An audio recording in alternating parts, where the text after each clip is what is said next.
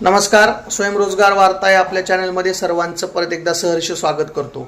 आज दिनांक 1 जुलै म्हणजेच महा-BMS यामधून नाविन्यपूर्ण घटक योजनेसाठी ज्यांनी फॉर्म भरले होते आणि फॉर्म भरल्याच्या नंतर कागदपत्र अपलोड केली होती आणि कागदपत्र अपलोड करून ज्या लोकांना त्रुटीचे मेसेज पडले होते, म्हणजे कागदपत्र परत अपलोड करण्यासाठी ज्यांना त्रुटीचे मेसेज पडले आहेत त्यांच्यासाठी हा महत्त्वाचा व्हिडिओ आहे।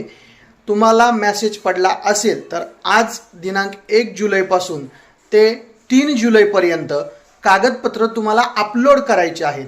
तर सगळ्यात सोपी गोष्ट, तुम्ही ज्यांच्याकडे फॉर्म भरला होता त्यांच्याकडूनच कागदपत्र अपलोड केली तर तुम्हाला अजून सोपं जाईल।